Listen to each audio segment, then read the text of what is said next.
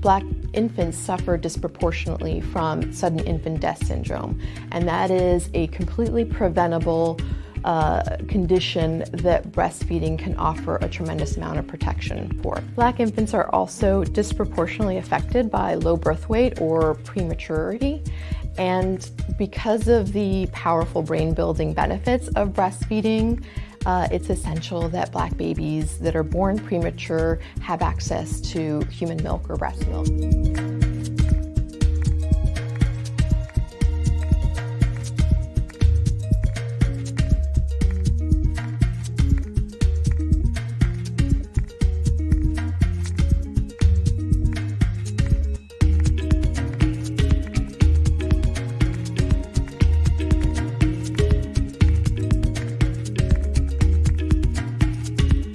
It's important to build awareness around Black breastfeeding and normalize Black breastfeeding. So we need to make breastfeeding much more culturally and socially acceptable and visible.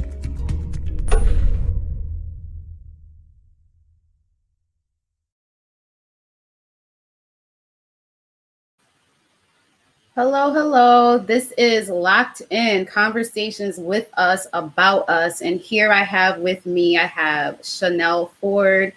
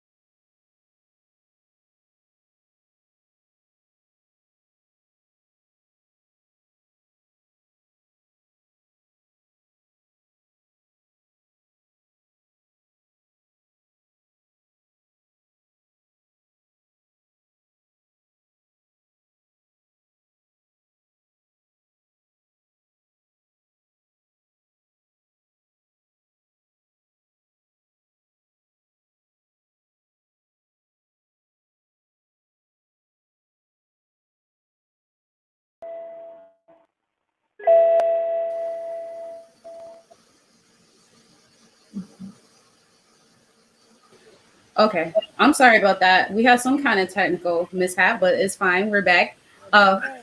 We just played a video about why Black Breastfeeding Week is so important. But before we get into this conversation, we're going to introduce our guests on the show. We have Chanel Ford. Chanel, why don't you introduce yourself? Talk about what you do, and I'm just going to say she's an IBCLC, and we have Laconia Fennell and Tanita Council, who are both doulas at this point. So I'm going to have you guys talk about, you ladies talk about what you do and what inspired you to get to the point you are now. So anybody can go first. Oh, go ahead, Chanel. Oh my goodness. Well, hello. So happy to be here. So I'm Chanel Ford. I am an IBCLC. I'm an International Board Certified Lactation Consultant. Honestly, anytime I say, those letters, I say that out loud, like my heart jumps a bit. Because this passion for breastfeeding, this passion for lactation was something that was so unexpected for me. And honestly, I never planned on this field. It really chose me. I started as a breastfeeding mom and then was approached by WIC to become a peer counselor. And then from there, just the more I learned, the more I got into it, you know, and the more experience that I gained breastfeeding my own son. I, you know, acquired a certification, my first entry-level certification, and then from there, again, the more research I did, I'm like, oh my gosh, this is the actual field. You can get paid to do this. Just something that brought and still brings so much joy. And you're really, you know, offering such a phenomenal service to these families, you know, and so humbling to be able to work with them on this level, such an intimate level with something that is so precious as their child or children. So it's such an amazing opportunity. And I'm just so immensely grateful to be on this journey and, you know, be in a position to be able to offer, you know, this kind of support. But yeah, it started with breastfeeding my son and really just launched from there. And now I have my own small lactation practice. Like, it's absolutely amazing. And just grateful, just immensely, immensely grateful. Awesome. And look, we have Laconia Fennell and we have Tanita Council, and they are both CEOs, owners of, they are family doulas, Springfield's Family Doula Services. Did I say that right, ladies? Did say it right. That is the business of these two brilliant young ladies. Talk about how you all, because when we talk about doula, when we talk about breastfeeding, so a lot of times breastfeeding and doulas go hand in hand. So talk about how you all were inspired to become doulas. Well, on my behalf, it's kind of the same story as Chanel. My first son, he's 9 years old now, but when I first had him, it was kind of like an experience I really did not expect, or an experience that I really wasn't, you know, fortunate to like have like the big old braid and like the calming sensation. It was just a traumatic experience with the whole birth.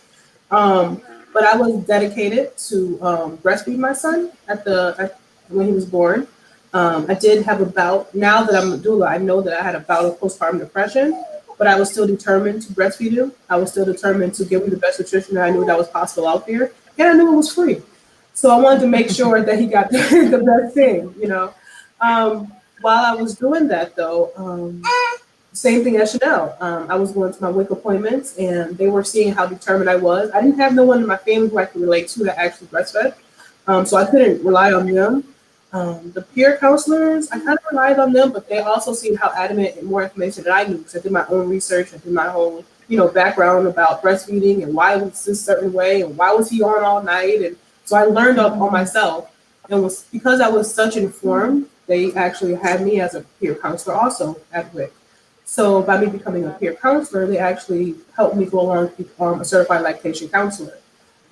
With doing that, I'm able to help more women, you know, in the field of breastfeeding and tell them, you know, what things are right or what they need help with, things of that matter. And as long as I'm in that field, and while I was in that field, how'd she get on? As I was getting in that field, I learned that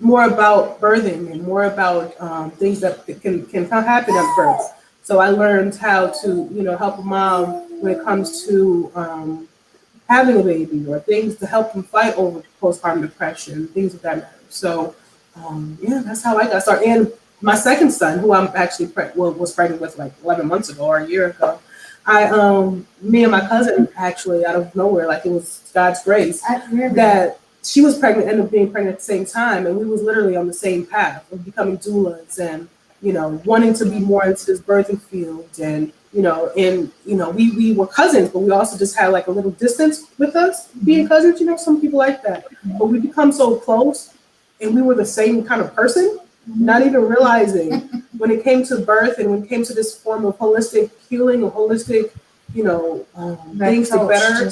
Yeah, we were on the same path. And once God aligned us we've just been moving forward ever since. Yes. Awesome. Then we have Laconia. Yes, hello. I am Melissa Doula. I am a part of Springfield Family Doulas. Let's see, I got into doula in about a year. Was it a year? A year and some change. Well, about a year and a half ago. But it was more so of wanting to learn, just being prepared for my second birth. Not that I was, I was pregnant at the time, yeah. So just being prepared for my second birth and learning a different approach than the medical hospitalized version. So that's what I wanted to do. And then it just became my life and grew bigger. And I seen that people were reaching out to me about their birthing situations or their future birthing situations. So that's how it happened. And like Tamita said, me and her bumped heads and we were talking about it and she became my doula. I was gonna become her doula, but I was too pregnant at the time. I was 8 months and she was due. So it didn't work out that way, but she was a great doula. And we just kind of went from there. We seen how the hospital treats us. We seen how the doctor's office treats us and how we needed to help other women like us. And it just wasn't right in our face that we needed it. Our community needs it. Our mothers need it. Our families need it. And for me with breastfeeding, I breastfed my son who's now 6 years old. But there was not even, when I became pregnant with him and then just planning on what I was going to do with him feeding wise, there wasn't even a second question for me. It was just like, I'm breastfeeding and that's that. And very similar to Tanita, I didn't have anybody in my family that breastfed or I could ask questions about breastfeeding with, but I just did it. The doctor, my midwife was pretty decent. She helped me put latch baby on. And from then on, I don't want to say, it really wasn't that big of a struggle for me because I know some women have a struggle with breastfeeding. But it just was like, I breastfed and that was that. I didn't do too much research on it either, which I probably should have. But I just breastfed him for the first 15 months. I would have breastfed longer if I had the support, meaning the support from family, because sometimes family's like, he's too big, right. He's walking around with teeth and this and that. We need to stop breastfeeding him. So I was like, okay, I'll stop breastfeeding him. But I would breastfeed him at night.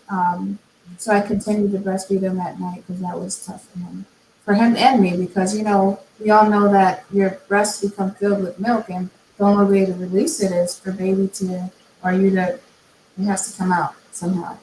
But with my second daughter, it wasn't a question where I was like, I'm definitely breastfeeding. And I'm blessed to not have struggled with breastfeeding for both of them.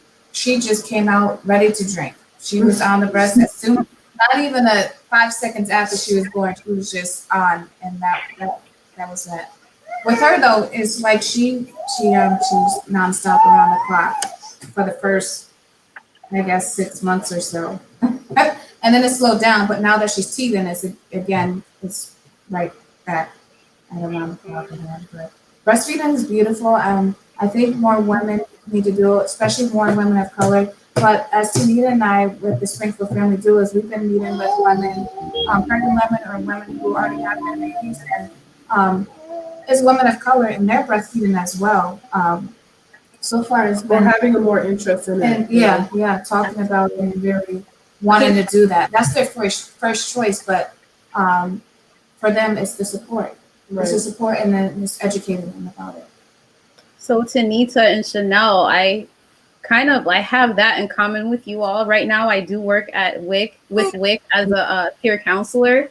They saw that I was on my second child, breastfeeding Zayla, and I had breastfed Zuri for 2 years, and they saw like how much of an expert I become at breastfeeding with my own child, like how it was just so easy and a must for me. And they asked me to be a peer counselor, and now here I am with an interest in becoming an IBCLC as well, because I don't see a lot of Black women, in that field.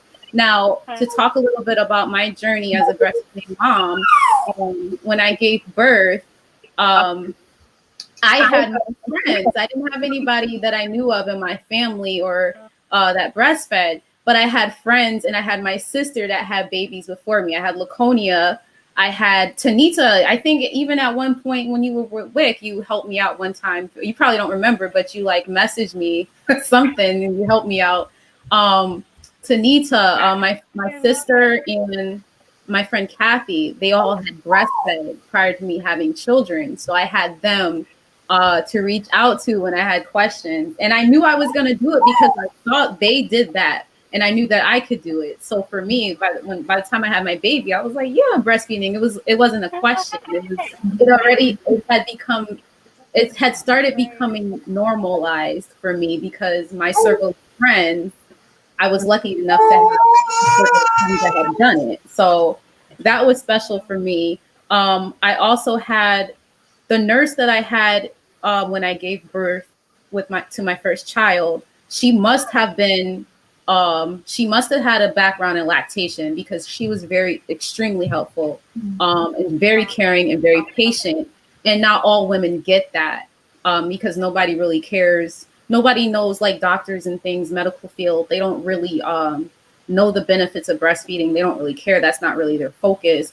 So I had a very caring nurse. I had my friends. And, as I got older, and I did have issues with breastfeeding because I didn't really research it. I just thought it was this thing where, I just thought, you give a boob and call it a day, but there's layers to it. There's things that, especially in the beginning. What was I saying? I didn't realize that other women had such struggles trying to nurse at times, even with the first latch, especially if there's a lot of intervention going on, like while you're giving birth or during pregnancy or during birth giving.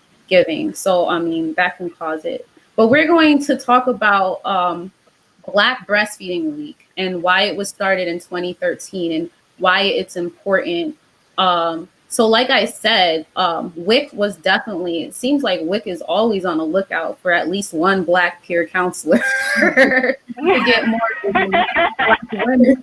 That's what I'm saying, because right now, before it was probably Tanita, and before that was probably Stella.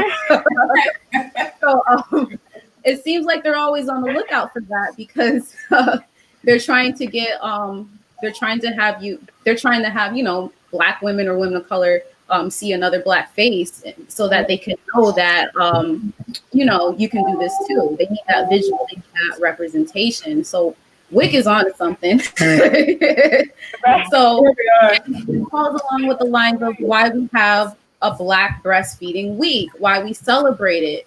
Let's talk a little bit about, let me look at my notes, and you guys can jump in at any time. Black infant mortality rates, and why that happens, and how if we breastfeed more often, at least for the first 6 months of the baby's life, how that can minimize the rate. And Chanel, I'm gonna let you take this one because you're IBCLC. So let's talk about that. How Black infant mortality rates can be greatly minimized if more Black women breastfed, just for at least the first few months of the baby's life. Absolutely. I mean, in general terms, and I feel like Tanita would be able to speak to this as well, because just across the board, we know what the benefits of breastfeeding are. We could sit here, we'd be here all day and probably into the next day going into all of the benefits that a mother's milk can provide for her children. But overall, we're looking at so many phenomenal, components to the actual breast milk itself. The antibodies, the anti-inflammatories. I know it crosses over into, some of the other things we'll touch on as far as Black Breastfeeding Week specifically.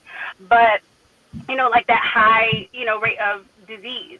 So breast milk has the ability to lower so many of these ones, especially that run rampant in our community, in communities of color. So with that infant mortality rate, I mean, one of the ones that sticks out, of course, the most is, SIDS. It decreases, likelihood of SIDS. which is sudden infant death syndrome. We also have, benefits as far as, prematurity and low birth weight, and it is protective, of that. Especially or protective in the way that, if a mom, if she's preparing herself, to breastfeed.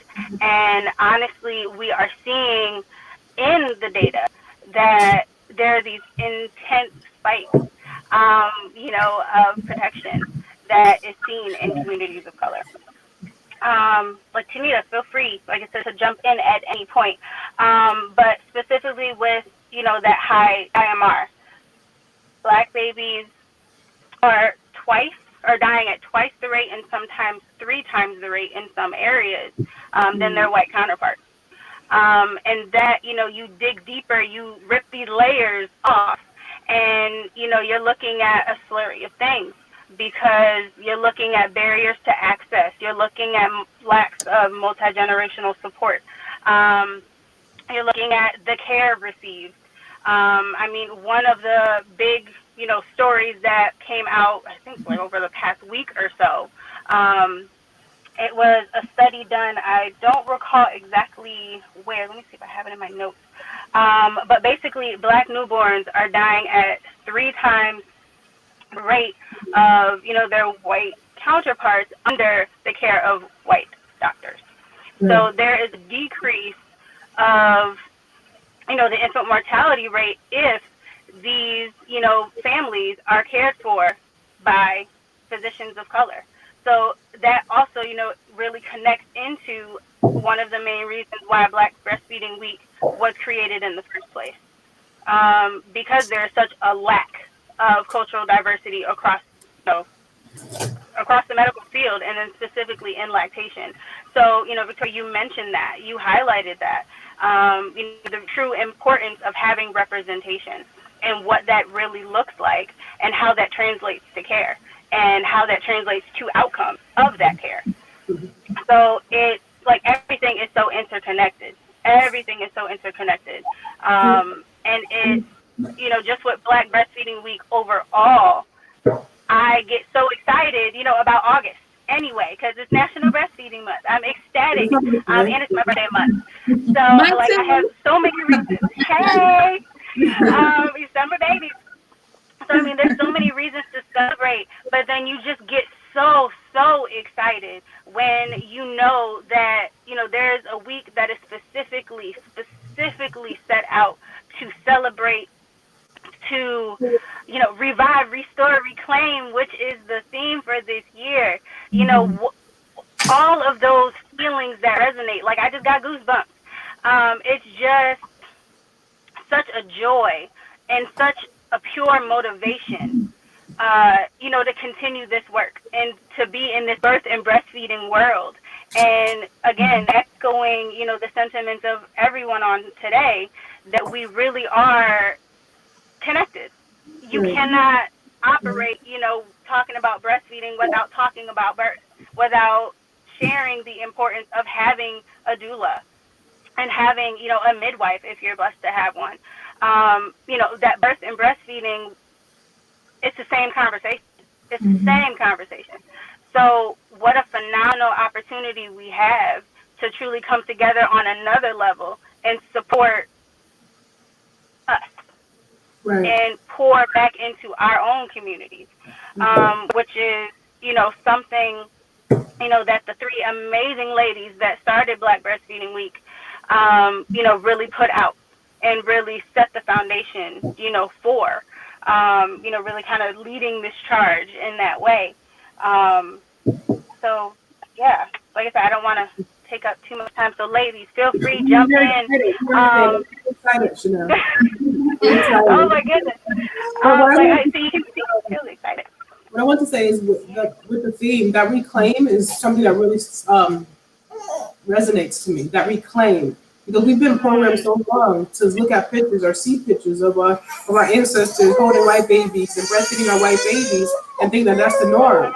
But we've been over-sexualizing breast so much that when somebody sees us when it comes to breastfeeding our baby, it's just automatically just sexualized. Like, This breast was made for my child. The milk in this breast is for my child. Like we've been programmed, which is really, yeah. Even though we were wet nurses, things of that nature, the baby is from me. Like it's for everything is connected to where this baby cannot even walk by itself until it's weaned off of my breast. You know, it's so interconnected. Like this is what it's for. You know, but we've been programmed so much to think that formula is right.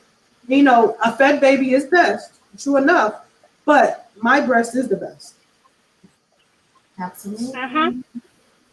Yes, ma'am. Finger snap. Yes. It's so interesting how in the Black community, how we have come, like the majority of us, but it's getting better, how the majority of us have come to think of breastfeeding. I like that you mentioned, Tanita, that, you know, our ancestors were used to feed white babies. A lot of times neglecting their own children. When their own children needed milk, they were forced to feed white babies. And now look where we are now. We don't even, it was a natural thing for us, for Africans to nurse their babies. And, you know, we knew how to live. We knew what was right. And then it all got interrupted. Everything got intervened. And, you know, our cultural way of life was stripped from us. And that's one of the things that was a detriment to our people. Because now we understand how beneficial nursing is. I know back in the, I don't know if the 60s or whatever, I'm going to play a little clip too, to kind of like delve into that. How when formula came to rise, I don't know when formula came to rise. Do any of you know the year or the end? I haven't done research. I sent you the slide. I just got the exact year. But I had read something where it was kind of seen, like it became such a thing and it became such a convenience, right? Yeah. To me, formula is definitely not a convenience because I'm not getting up in the middle of the night to shake up a bottle and mix stuff when I can just push this thing out. But it was seen, well, for working mothers, it was seen as a convenience, right? And then it became like a status symbol. Like right, exactly. I read something where it's in the Black community too. It got to a point where if you were breastfeeding, it was like a lower status at some point, which is kind of crazy, right? You know, so we're gonna play this. On my grandmother, before my grandmother passed, when I had my son. She literally was about me not breastfeeding my child because there's formula around and we can afford formula. She didn't understand why I was breastfeeding because we can afford formula. But I'm like, this is the best, you know. But even in her, that's only what me and my mom. That's 2 generations down. That's it. It's that close to where they still feel like it's a status. And I remember asking her what did they drink when they were little or whatever. She said it was pet milk. It's called pet milk, but it was actually, you know what I'm talking about? It's actually a company that was called Pet. I actually thought it was like goat milk or something, but it was actually a company called Pet Milk that they used for formula back then. And it was the most popular thing because it showed that they had money, that they was able to give their baby pet milk. Her mother before her, she was necessarily a wet nurse. My grandmother's mother was a wet nurse. So when it came to her own children, she gave them pet milk. Wow. My God. So I'm gonna play this little we're gonna play this little video. Oh, sorry. I can't, there's a delay. I didn't want to keep cutting you off. It's so close, and you wonder why, people say, don't hold your babies. Everything, I mean, they say they're not over the past when it comes to the slavery and everything. We have so much resonance from that. Like, we still get the messages now of not to hold our babies, not to breastfeed our babies. We're going to spoil our babies. But all that resonates from us not being able to hold our babies in slavery because we was afraid for our babies to be taken from the master. We was afraid for them to be sold off. So we didn't want to spoil them to have them close on us or have them all the time, because why would we get attached to something that we're not going to have? Why are we going to feed something from our own bosom that we know we're not going to be able to? So now our breast is going to hurt from this child who I can't breastfeed. when you have to take my child away. So, well, how about I just not connect to that child and I put that child away, or somebody else, or we just let that child over by the tree in the shade, so he could be okay or she could be okay. Compared to our ancestors and what they do in Africa right now, have their babies on them at all times.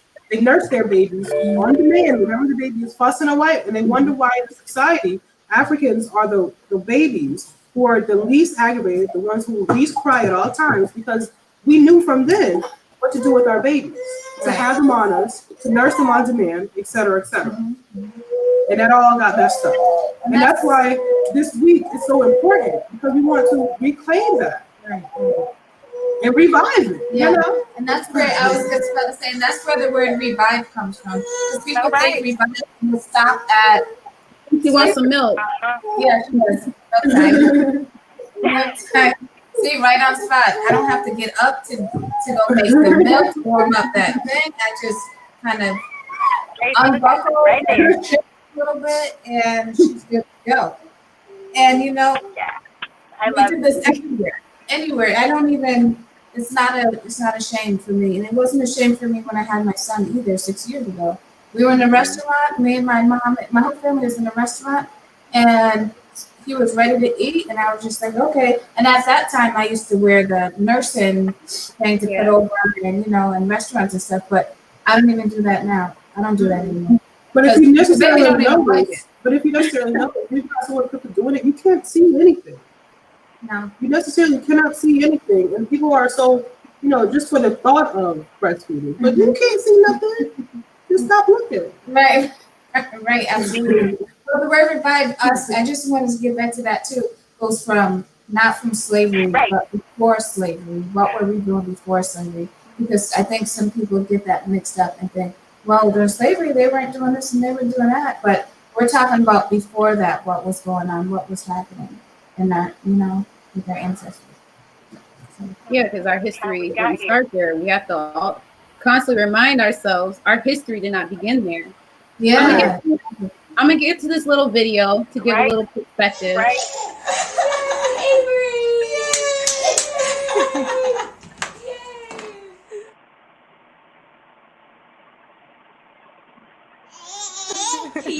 This is a breastfed baby. But you want to talk about the experience of what it meant. Avery is Hold on, I'm not hearing the video. Hold on. We heard it. Oh, y'all heard it? Well, if y'all can hear it, that's fine. So let me put it on again.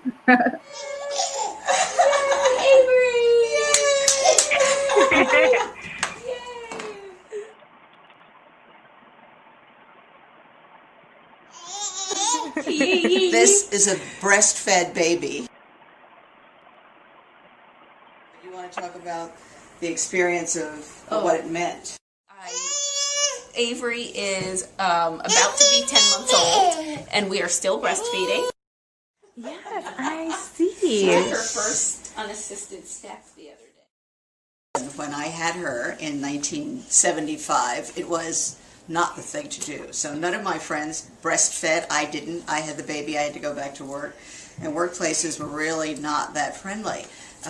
We would have lost our jobs, quite frankly, immediately if we had said, I need to make arrangements so that I can, pump. Exactly. Or, it just didn't enter our minds. It's missing once more. Amazing. There we go. So, originally my plan was, or my thought was always, to get to that 1 year mark, because that's where all the doctors say if you can get to a year it would be just great, and I always thought if I could get to that year I would feel like a champion. And now that we're not that far away from a year, I actually find myself sort of thinking, maybe we'll just sort of do this until it doesn't make sense anymore. So She's going to be walking soon. Well, I knew that I was going to do formula right away. When I had my daughter, there was no pressure from my mother that I should breastfeed. I mean, she was a working woman, had worked all of her life. She was clearly, you have your baby, you spend some time with her, and then you go back to work. We've been working people, pursuing careers, so it's never, housewifery was not something, at least in my family and my friends, that was something that was, Right, or stay-at-home mommy was not an option either financially or something. You know, I was just delighted when Elizabeth said that she was going to stay home, and I said, well, Avery, you're the luckiest baby in the whole wide world. So. What happened? Hey. It's hard for me to think of a friend of mine who did not breastfeed their child. The one thing that I did that did surprise me was the level of pride I felt in it. So, you know, when we would go to the doctor and she would get weighed and, you know, the doctor would squeeze her thighs and be like, look at those great thighs. I would just sort of think to myself, oh, I did that. And I think what was interesting is Elizabeth was talking about the baby, the hospital where the baby was born, only working towards being a baby-friendly hospital, which is shocking given its stature in the medical world. Elizabeth and the NICU were separated by several floors, so, you know, here's a mother who's just had a C-section having to walk or get in a wheelchair and go 2 floors to feed her baby. A sec? Are you interested in a sec? Let's just say I was shocked when I saw how chubby she was getting and how much weight she was putting on with Elizabeth breastfeeding. So I am a complete devotee. You're a devotee. A believer in breastfeeding, right? No, my mother did not breastfeed me, and it may have been because she was ill. I remember distinctly, we also lived on a farm, so my guess is the milk came from our cows. Non-pasteurized to be sure, and I distinctly remember my bottle was a Coca-Cola bottle with a nipple on top. This is rural Alabama, 1940s. So I think, though, that certainly her mother breastfed her. There were 15 children. There just wasn't any other option. I mean, formula did not exist then. It can be extraordinarily difficult, even under the best circumstances at work. You know, and I think that often gets in the way of, you know, the very best intentions. I think the more we talk about the value of it, and I think the more work, the more bosses and companies understand it and create a receptive environment for it, then I think you'll find more Black women taking advantage of it. This is a breastfed baby. Look at this.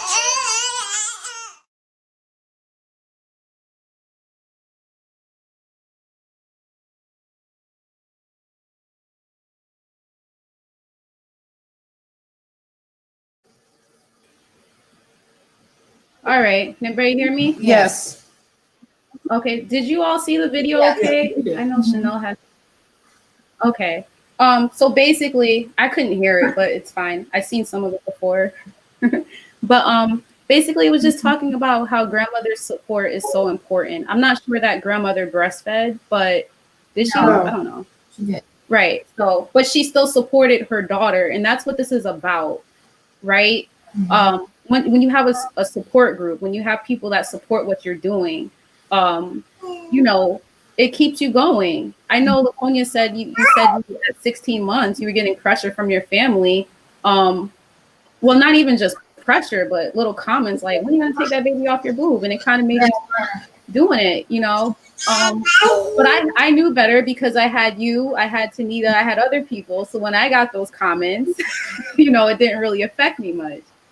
But we're going to, does anybody have anything to say in regards to the video? I got those, with my first son, I breastfed him until he was about 3.5. So I definitely got those comments, you know, but I'm kind of hard-headed, so I did what I wanted to do.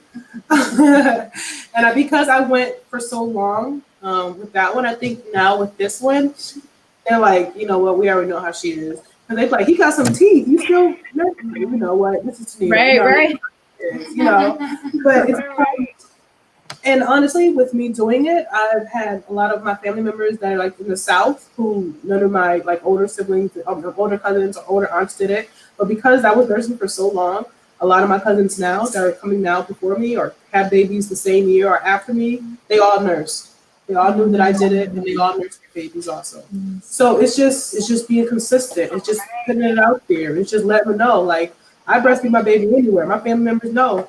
And so when little ones ask me, or my family members ask, like, how long are you planning on nursing? Oh, until he decides that he doesn't want to nurse no more. Like you hear it so much, it's just There in you you. go. It's part of you. It just becomes part of the culture. It becomes part of the family.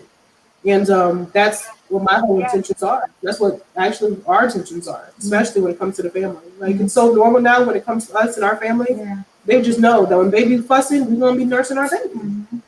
And I think it's important for people to know too, that it doesn't make your baby more of a brat. It doesn't make them harder to deal with, because honestly, Yeah. when you stop nursing, you're going to have to satisfy them in some other way anyway. So it's just an exchange anyway, instead of nursing, which is easy, super easy, just whip it out. Hey, calm down, whatever, 2 minutes, whatever. You're going to have to do something else, to accommodate their needs or to calm them down or to, do whatever you got to do to deal with, their ever changing selves, right? It doesn't do any of that. As baby grows, each suck baby takes, your milk changes to accommodate whatever is going on in his body or her body, whatever a baby needs. It's important for people to understand that. And also, as they grow older, they're nursing less and less too. It's not like you're nursing a 3-year-old eight times a day. I don't think people don't really look into it. They don't really research it. Doctors don't care to look into that. I had a doctor telling me because recently, because my 1-year-old isn't interested in food like he thinks she should be, right? She doesn't eat as much as he thinks she should be eating at the age that she's at. And he was asking me, "Oh, do you think your milk is getting in the way? Because it's nothing but sugar at this point anyway." And I'm like, "No, my milk is not getting in the way." Honestly, speaking of doctors, I think me and Laconia was like recently on another like kind of like a survey thing, like another webcast, and one of the main things that we really thought about or we talked about was there's a lack when it comes to the medical profession and when it comes to IBCLCs or lactation counselors. Like their automatically stances just tell them that you're not doing it right, your milk is not coming in, supplement with formula, give them some more, anything of that nature, instead of saying, well, let me connect you with a lactation counselor, let me connect you with the IBCLC. There's to support, because why would you want to include something in the diet that's going to lead to more problems? Exactly. Which is actually milk, milk is not actually formulated for our bodies to drink in the first place. And that's why you get all these babies that are colicky, the gas, they have gas, constipation, they have skin issues. It's insane. Yeah. When mom, and it's crazy because sometimes mom's main focus is that she wants to breastfeed, but then once doctor tells them not to, it's a downhill to formula and everything else. When all they have to do is connect them with IBCLC or connect them with lactation counselors. Do y'all see the question? I could start with Vicky, you want to ask it? I don't know if anybody sees. What role can fathers play in supporting mothers who breastfeed? So for me, I think it's important for the fathers to support, and I get that. I get that support 100%. Especially when the first 3 months, when you're tired and you're exhausted and you're breastfeeding around the clock and you don't want to get up and you're just exhausted. Justin was right there. He was like, every time I breastfed, he had a glass of water for me. Yeah. Because just that hydration up. He really on top of it. He was putting the pillow under my arm when I needed to adjust and things like that. And this is at the beginning stage when I'm still trying to figure it out a little bit with Sage and everything like that. I'm sorry. Oh, I like that. But yes, so yeah, the dad plays a big role in the support. Just as important as mom feeding the baby is just as important. For dad to be there to help and support and comfort mom or pick up where things need to be. Even in the very, very beginning, the first couple of weeks, the first month, the first 6 months, first year, whether dad just gets up with mom in the middle of the night and just talks to her. Something as simple as that. Breastfeeding is kind of hard in the first couple of weeks, in the first couple of days. And just to have somebody with to encourage me, to say, hey, you're doing good, you're doing awesome, do you need anything? Let me change the baby while you get yourself together, you know. Let me get you a glass of water. Do you need me to hold the baby real quick while you go and take a bathroom break or something like that? Go clear yourself, take a breath. Sometimes you just need to just have a moment to take your breath, just to relax, because in the beginning, it can be overwhelming, no matter how many children you have. You know, it's a process. You're both learning. You're both learning. So as long as you have a supportive person beside you, saying, "Hey, let's just do this together." You know, we know men can't breastfeed, but just as long as you're just there, just being the voice, just to listen to. And if not, if he can't, doulas fall in that same place of if the dad doesn't know what to do, we help the dad out too. We're not just there for the mom, we're there for the dad, the family, the unit. So if dad has questions about breastfeeding, how can I help when she's not telling me what to do? We can be like, okay, it's okay if she's not telling me things because she's busy and focused on breastfeeding. But we give a lot of tips on that for dads. Just the little things that he can eyeball and see what's around that he can do. Right. Put on Netflix. Absolutely. Yeah.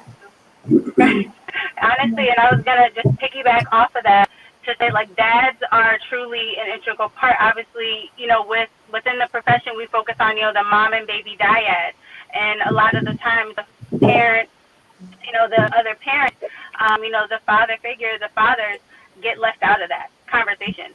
So making it critical, and it is critical, it's vital to include, you know, the partners and the fathers in the beginning.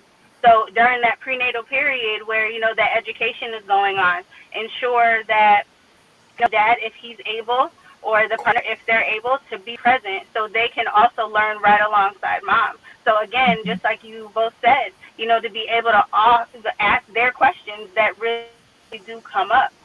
And that experience for fathers in breastfeeding, you know, looks different. But honestly, it's all for the same purpose. And of course, going back to the benefits, of course, specifically with skin to skin is one of my favorite things to talk about. Fathers are like my favorite ones to talk about skin to skin with, because it's that establishment of that bond. It's securing that bond that, you know, is looked at as something that's so innate for mom and something that's expected, of course, for mom. But, you know, the partners have the ability to also have that connection with the baby. You know, they have the ability to regulate temperature just like mom, except in the way that they can only heat up and cannot cool down. But it's just that emotional connection, that oxytocin gets the flowing, and it is just a beautiful experience. So definitely encourage, you know, all of the, you know, fathers and fathers to be, and, you know, the partners to be involved as early on as possible and ask questions. And no question is a crazy one. The only one that's crazy is the one you don't ask. Absolutely. Why is it necessary to proclaim this publicity at City Hall? So that can kind of segue into where we want to segue anyway. Miss Chanel Ford, now you are on the mission into doing a proclamation. So let's talk about that. Yes. Oh my goodness. So excited. So coming up so fast, I cannot believe it's already in a couple days, is our proclamation citation celebration day, to really recognize and celebrate everything that is Black breastfeeding in Springfield. As a mom who has exclusively breastfed both of my children, like I said, just inspired by all of the families that I've interacted with, and just knowing that Springfield really is, and honestly, Western Mass is a first food desert as far as not having the access to quality services as far as lactation is concerned, and really having that overall support of the community to say, yes, we see you, we honor you, we are here to support you. So a goal of mine has been to really see that recognized on a larger scale. So definitely inspired me to really pursue to get a proclamation, to have something official, to say, yes, we breastfeed here. Yes, this is the start of something so much bigger. And I don't want this to be just a one-time, event. Yes, I'm ecstatic for this, and I am so grateful for the opportunity to really see this vision come to fruition. But it needs to start here and go from here. And with this, we have a proclamation. Actually, we ended up having 3 proclamations, and a citation, from local government officials, who will also be present with us on that day, definitely encouraging, the community to join virtually. We are still in the midst of COVID-19. So to make sure that everyone is staying as safe as possible, please, please, please join the watch party. And this is set for the 26th of this month, which is Wednesday, starting promptly at 11:15. Just so excited. And I just can't wait to see, what happens from here, and how we mobilize here to better support, yes, the families, of color, but everyone, because the goal is equitable support for lactation care for everyone and anyone that wants it and that needs it. Awesome. I'm sorry. Can we all see each other? I'm sorry. Yes. Okay. I had to come upstairs, y'all. Having so much technical trouble. But Chanel, that is awesome. I heard about half of what you said. You said there's the 28th. What was the date for that? I'm sorry. The 26th. Sorry, it's Wednesday, the 26th at 11:15. So we'll be going live from actually my business page, which is Heart to Heartbeat Lactation and Wellness. So it's actually Love H2H Beat. On Instagram Live, and then also on Facebook Live on the official Black Breastfeeding Week page. Awesome. So I'm gonna probably text you privately to get the details on both pages, because I would love to see that. And we're gonna come to a close here. Does anybody have any last things to say? I don't see any other questions from any viewers. But does anybody have anything they'd like to add and close? There was another question. There was somebody The who benefits of asked. breastfeeding. That's your question. Do you hear me? There was a question that somebody said, how can the public assist mothers who breastfeed publicly?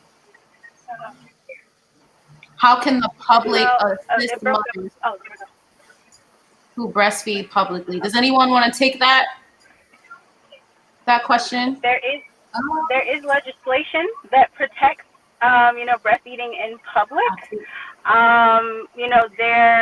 I know at WIC they had a license to breastfeed card that we would pass out, and it actually comes from the Massachusetts Breastfeeding Coalition, which I am also on the board for. So it's something that we definitely offer those, support, and you can definitely reach out to, even like NBC, reach out to the Mass Breastfeeding Coalition. You reach out to the Attorney General's office if you have any issues with breastfeeding in public. But of course, it definitely starts with, local businesses and just normalizing breastfeeding overall in the community. And Absolutely. Definitely a goal is, to really dig in deep and see what that could potentially look like and what that needs to look like, in order to make that happen here. So yes, definitely. Stay tuned.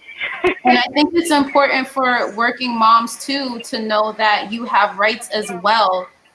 There's laws that protect you as well, as far as pumping at work and having a space, a nice clean space for you to pump and take the time to pump for your baby. They can mind their own nipples and make sure everyone else is doing the same so she can live safely. Yes, true. And that is well. That's true. Breastfeed unapologetically. Chanel's live event, I couldn't really hear.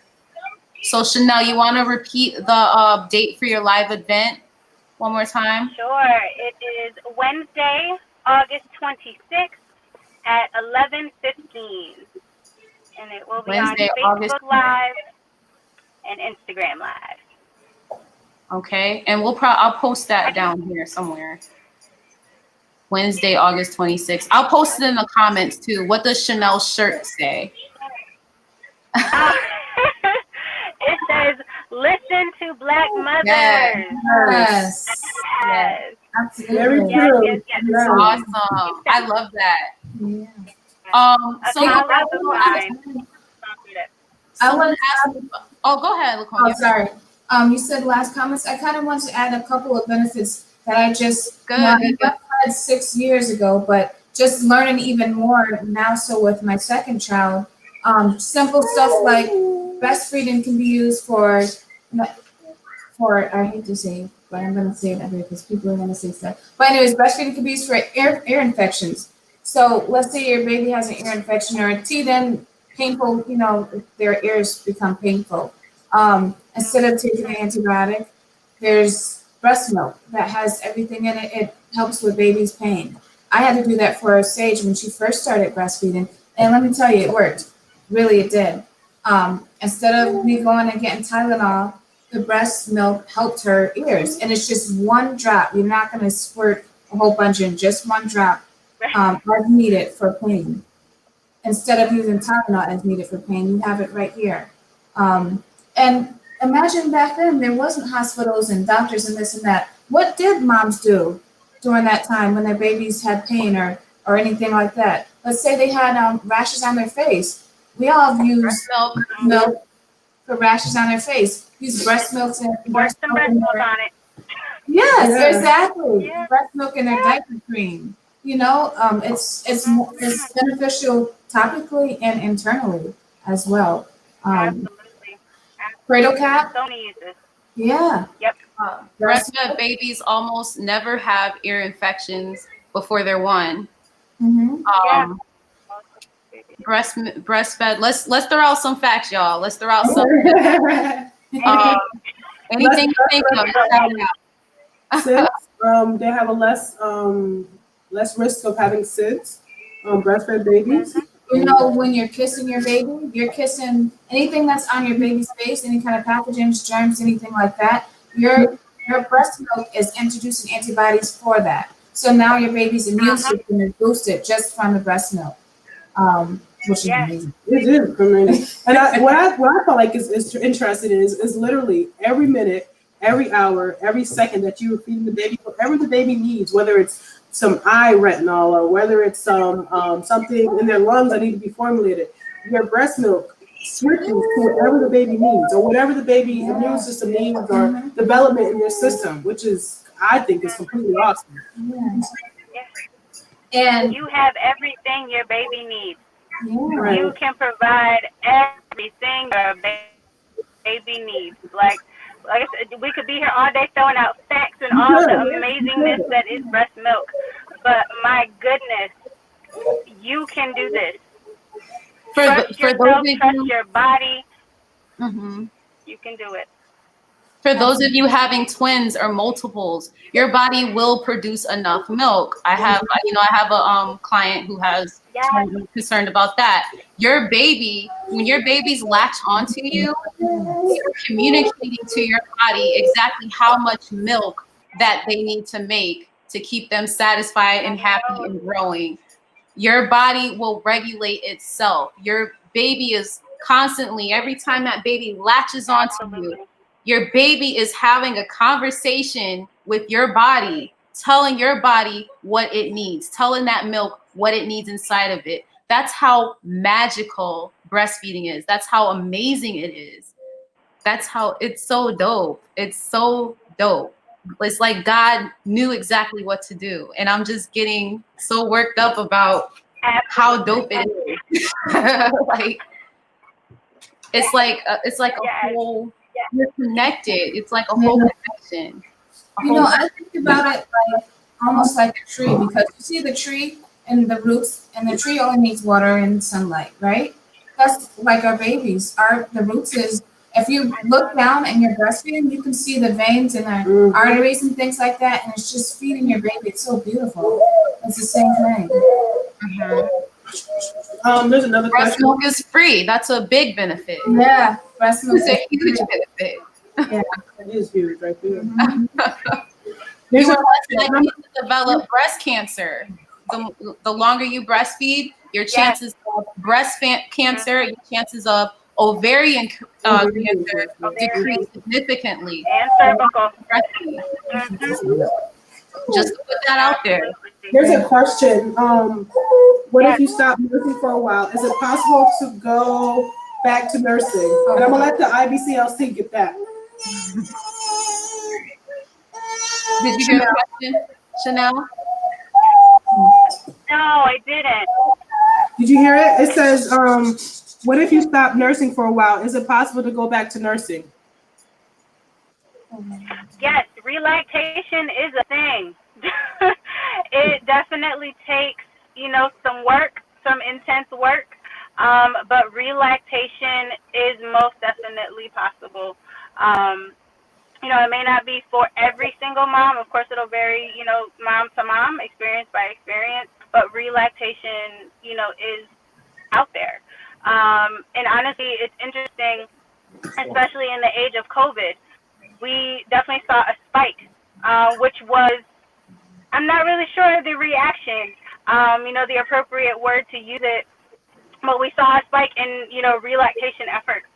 So I feel like, again, it just reinforces the fact that, we are tuning back in and trusting ourselves again and saying, you know what, I cannot rely on any of this that's going on right now. Everything is too uncertain. But one thing I know for sure is that I can provide what my baby needs. Right. So, right now we're in the midst of this week, the third week is recognized as a spotlight on infant and young child feeding in emergencies. We are technically in the midst of an emergency. We are in the midst of a pandemic. So making sure that we are being protected, especially during times of emergency, making sure that there is adequate support for, women and families to be able to sustain their babies while they are stuck at home, while they are quarantined, while they are not able to go out and seek physical support. Right. Which is why also, we see this big, bump in, virtual support. Virtual support is critical as well. Just that, that village, whether it's your physical village, whether it's your family, whether it's your friends, whether it is your community as a whole, whether it is your global community. We're able to reach so many more people because of this virtual platform and the opportunity to do that. So yeah. And speaking of COVID, I do have to say there was another study that came out from, I believe, the Netherlands, saying that there were COVID antibodies found in breast milk. So for us, it's just like, oh, well, of course, because this is what breast milk does. There are antibodies. Like I said, there's anti-inflammatories. There are these things that are God-given, that are in our milk, that are built. We are built to protect our children. So, I mean, in a way, it's no surprise, but happy to see it, come out in research. Vicki, before you answer the next question, I wanted to add, Chanel, to what you were saying was, I make tea blends that increase milk supply. Some moms, they're not producing enough, and they haven't gotten that flow yet. These help promote breast milk production. So there's natural ways to increase your supply, your milk supply. There's a lot of natural herbs. So I'm going to read a comment, and then I'm going to read Chauncey's question. The comment, the benefits to the parent is a whole nother show. That is so true. There's so much. Absolutely. Oh my goodness. Yes. Well, we could kind of talk about that a little bit. That is a whole nother show. Chauncey, is pumping the only way to increase breast milk? Does anybody want to tackle that question? So like a power pumping situation. Not the only way. No, not the only way. I mean, it's a good way, you know, to if you need that extra like boost. But supply and demand Supply and is demand. the basis. Is the best Supply way. and demand is the basis. So however Because much the you let more out, milk yep, comes out, the more milk. that's because that demand. That's the baby is the demand. The baby's putting in the order. Your body's gonna meet that supply. So the Right. more you nurse, the more you latch, the more milk that comes out, whether it is through a pump, whether it is directly from the tap, whether you are hand expressing, the more milk that comes out, the more milk your body's gonna make.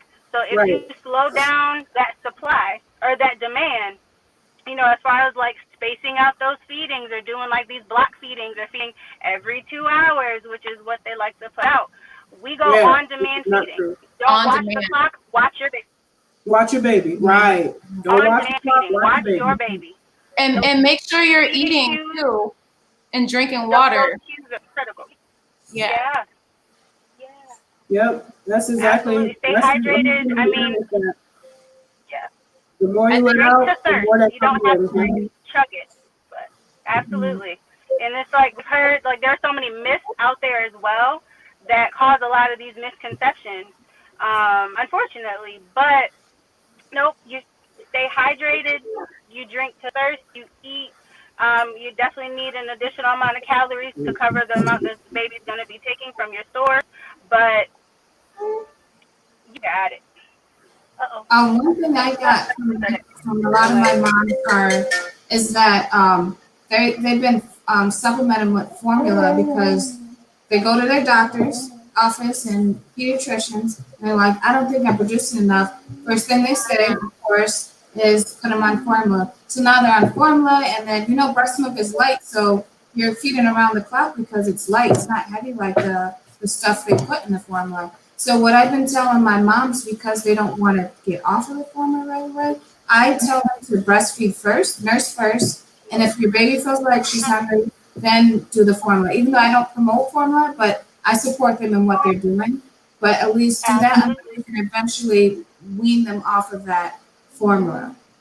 So that's another approach. And it's so weird because what doctors or what a lot of people, whoever your doctor is, don't realize is, especially the first few days of baby's life, when they do supplement formula, they give a thing of formula like this big when the first few days your baby's stomach is only this small, and naturally when they're drinking the colostrum, because that's what you make first, you don't get your milk in yet because your baby doesn't need the milk yet, they need that colostrum. It's only like a couple of drops that they're probably filling in their stomach those first few days compared to the formula, right, that they'll give a baby who otherwise isn't breastfeeding. So you have to take a look at that. Yeah, it's they have the measurements off.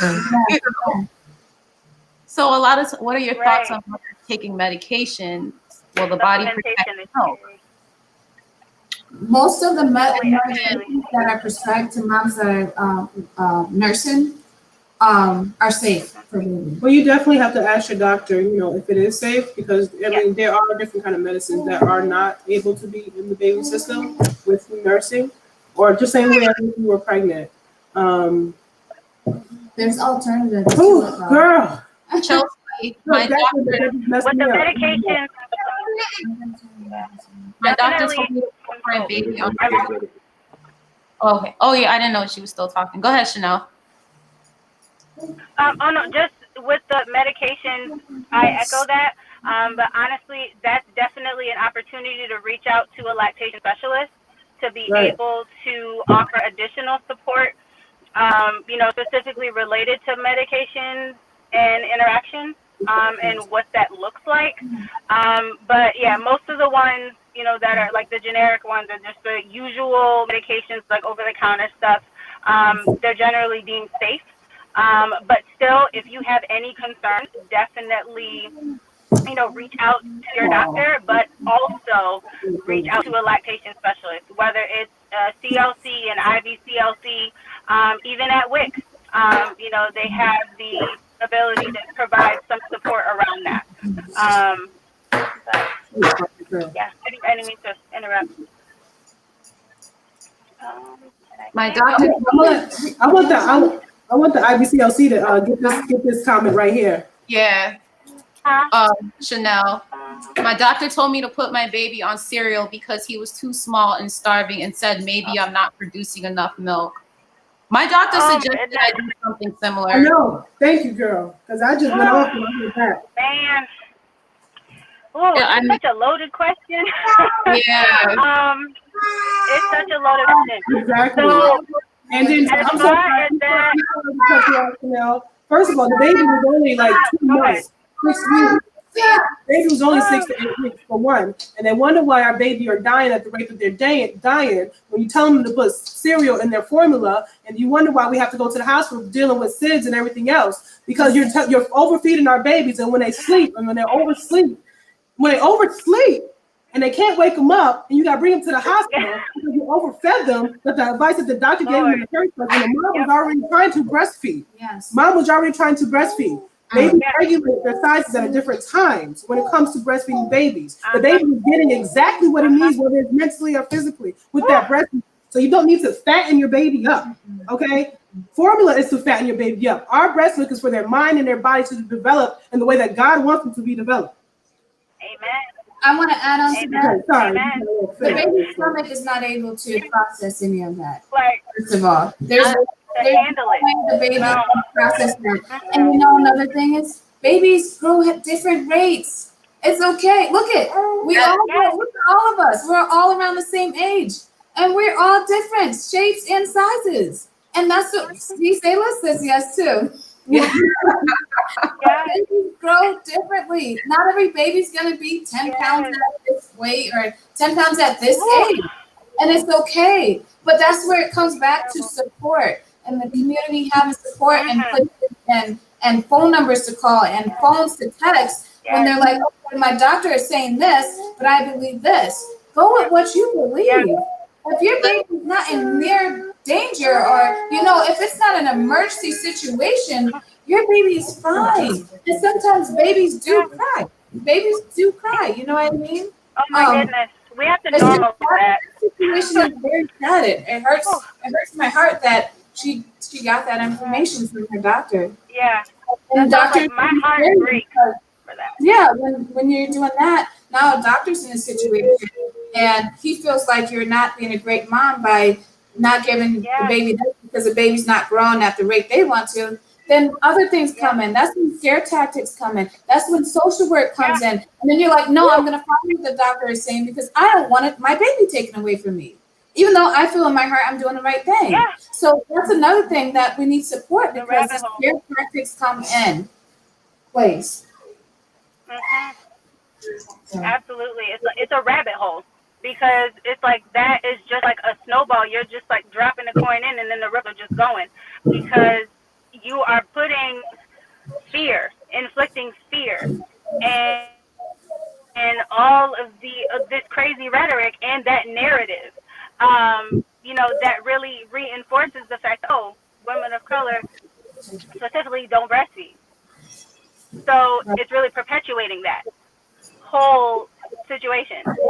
So again, like my heart goes out to you specifically, Mama, and any of the other mothers that have ever experienced that, because it speaks to the bigger issue that it's no secret that racism, bias, discrimination, all of these things run rampant in the medical system.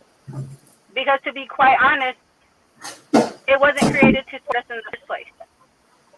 So now we're in a position where we have to really make sure we are advocating for ourselves and educating ourselves. But of course, that always leads right back to support. So always reach out, to those, organizations, those individuals that have, proven to be a true support, and those that you trust to be able to offer, this education and this support in that way. Because that can make a world of a difference. You walk into a doctor's office, you walk into, whatever space you are holding, and you have this within you already. You have this knowledge that you're bringing in to be able to say, no, I don't agree with this. You have every right to say that. A doctor is not the all to end all. I'm sorry. I have the utmost respect the medical profession, for doctors, for nurses, for midwives, I have the utmost respect. But please believe me, you are the best advocate for yourself and your baby.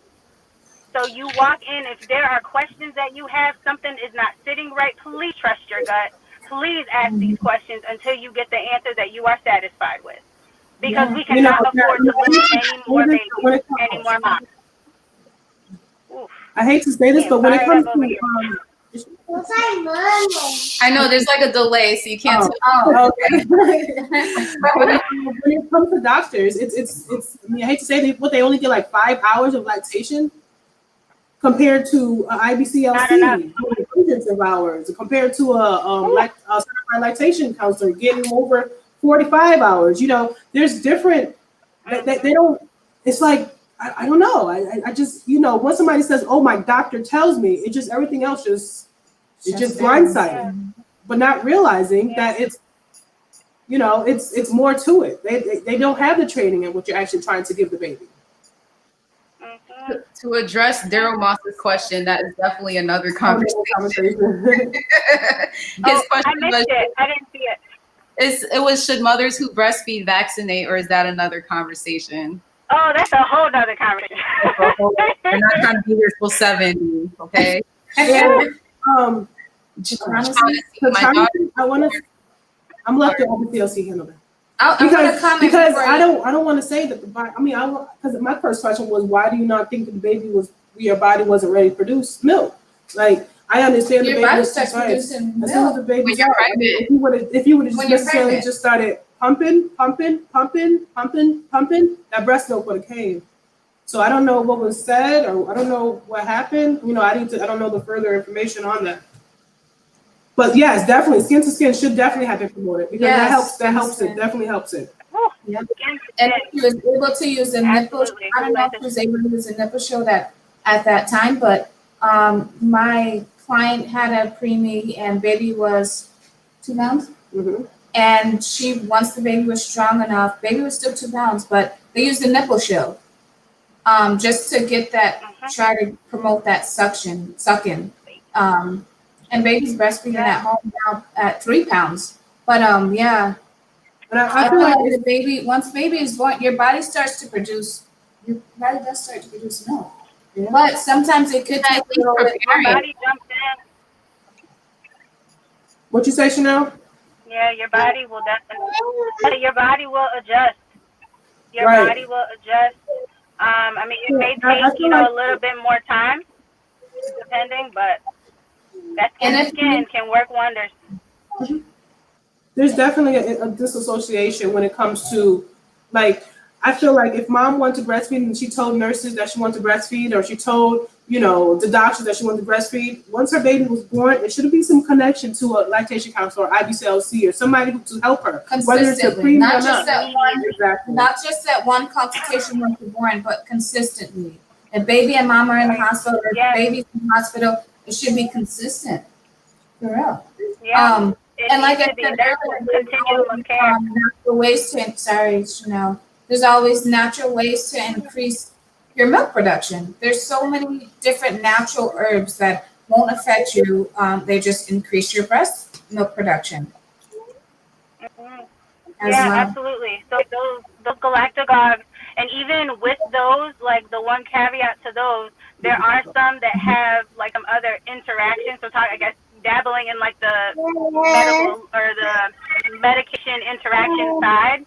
There are some that interact with certain medications if you're on. So like there's one if you're on like a diabetes medication, there's one that'll interact with that. So again, that having support, having a lactation professional that can, and a birth worker, a birth worker that can provide this emotional support. It's like, I just say it, the emotional support, having that expertise to be able to offer that. So yes, I love the herbal remedies. Yes, I am practicing holistic naturopathic herbalist. So if anybody has any questions, I can probably help them with that. I'm almost a year into to my study, so yeah. If anybody needs assistance I can kind of help you a little bit. Another comment is that, let me clarify. I was told I wasn't producing enough for her. Oh. So my question would Okay, be, yeah, how much do they want you to produce when a newborn For a is 2-pounder. Look at that. Drop Yeah, for a the newborn. expectation. How much do they want you to feed? Yeah. 2-pounder at that. Yeah. Mhm. Yeah. The Listen, perception that's of, why we're low having milk this supply and what that's like. In the hospital because you're not in control. That's why we're having this conversation. It's about empowerment. It's about Absolutely. empowerment. Because a lot of times when we go to these doctors and see these medical professionals, practitioners, as Shaughnessy pointed out, that they just practice on us. They are inciting fear within us, and then we kind of lose ourselves. We forget who we are. When we are powerful, and we should be empowered, and we do have everything we need to provide. We do have the knowledge. We do have a community of other like-minded people. Let's continue to do this outreach. Let's continue to have these conversations. Let's continue to promote. Let's continue to represent ourselves. Let's keep seeing visuals of ourselves doing these things, doing things that's important for the babies that we are raising, right? So that when they are mothers and grow up, they know exactly what to do, you know, for because look at the way the world is going. Look at what's happening. That's why this is all important. I appreciate very public conversation. It is long overdue. Hope to see more. So again, Chanel, one more time, let's announce the date and the time of the proclamation. And I'm gonna mute myself because Zayla is trying to talk over me. So go ahead. Because she wants to be engaged. She's engaged in the conversation. We got to bring the babies in. I tell you, my sons are the biggest breastfeeding advocates, and I love it. But the event is the 26th at 11:15 on the steps of City Hall. Please join us virtually on Instagram Live as well as Facebook Live. And honestly, I have to do a plug for it as well. I'm starting a support circle for families of color regarding or surrounding breastfeeding. So that is coming up very soon. So I will definitely share the information for that as well. Can you repeat what you said about what you're starting? So excited. Yeah, a breastfeeding support circle Awesome. for families of color. It is called Shea Butter Babies. So I'm so excited for that. So yeah, it's going to be a virtual group. Just hop on and let's talk. But yeah, just really excited and so grateful for you, Victoria, and ladies, Laconia and Tanita. I am so happy to share this space with you. I am huge on holding space. So I am grateful to be able to share, this space with you all and really share in this passion work that we're all invested in. So. Yes, definitely. Thank you, Laconia. Thank you, Tanita. And thank you so much, Chanel. This is Locked In. Before you end the show, I just want to say we are Springfield Family Doulas. You guys can find us in Springfield Family Doulas Facebook page. And we have an Instagram page coming soon. And we're always doing something weekly with moms, dads, babies, siblings. We're always doing something every Wednesday. Either we meet up at the pool or at the park, so it's social distancing. But just so moms can still have that support after having a baby during this time. I love it. Yes. Message us. So excited. Yes. Awesome. I'm so excited about. I'm always hanging out with the Springfield Family Doulas. So always, and I'll definitely be tuning into Chanel's event on the 26th. Yes. That's not my dates. I'm gonna have to write this down. For those of you who are tuning in today, message, comment, any other topics that you'd want to talk about. This channel tends to focus on this Locked In channel tends to focus on Black women specifically, and conversations around Black women. So comment like any other topics that you'd like to see coming to this platform. And again, ladies, thank you so much. Any last words? Feel free to get them in there. No, but thank you for having us on, Vicky. Yes, thank you. Okay, you ladies have a beautiful day. You too. All right.